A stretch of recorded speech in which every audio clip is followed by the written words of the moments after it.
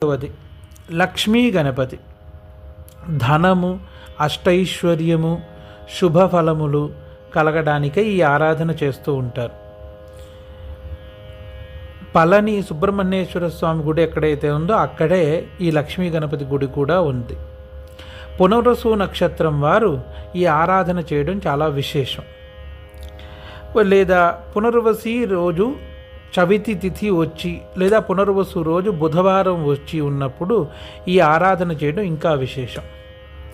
ఈయన ధ్యాన శ్లోకంగా చెప్పబడింది శ్రీతత్వనిధిలో, బిభ్రాణ శుక బీజపూరక కమలం మాణిక్య కుంభాంకుశాన్ పాశం కల్పలతాంచ ఖడ్గ విలసజ్యోతిస్సుధా నిర్ఝరః శ్యామేనాత్త సరోరుహేణ సహితో దేవీద్వయే నాస్తికే గౌరాంగే వరదానహస్త సహితో లక్ష్మీ గణేశోవతాత్ అని ప్రార్థన.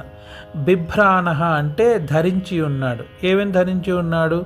శుక చిలుకని ఒక చేత్తో చిలుకని, బీజాపూర అంటే దాడిమి పండుని ఒక చేతిలో, కమలం ఒక చేతిలో, మాణిక్య కుంభ అంటే మణులు కలిగిన రత్న కుంభాన్ని ఒక చేతిలో, అంకుశాను అంటే కొరడాని ఒక చేతిలో, పాశాన్ని ఒక చేతిలో, కల్పలతాంచ కల్పతరువు యొక్క లత, కోరిన కోరికలు తీర్చే కల్పవృక్షము యొక్క లతని ఒక చేతిలో, ఖడ్గము ఒక చేతితో కలిసి విలస జ్యోతి సుధా నిర్ఝరః అంటే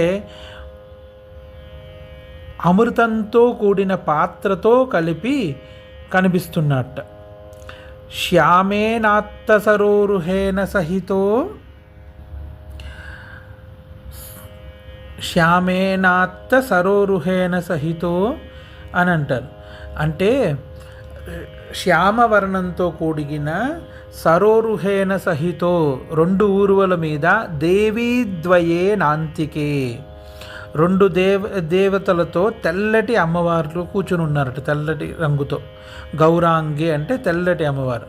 ఇద్దరు ఏ రూపంలో కూర్చుని ఉన్నారంటే వరదానహస్త సహితో వరాలు ఇచ్చే రూపంలో ఆ ఇద్దరు అమ్మవారు కుడి చేయిని పైకి పెట్టి అభయం ఇస్తూ ఉన్నారట. అటువంటి రూపంతో కూర్చున్న లక్ష్మీ గణేశునికి నేను నమస్కరిస్తున్నాను, లక్ష్మీ గణేశుడి ఆరాధన నేను చేస్తున్నాను అని అంటారు.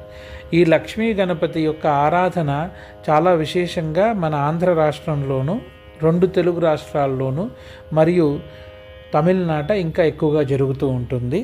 లక్ష్మీ గణపతి యొక్క మూలమంత్రం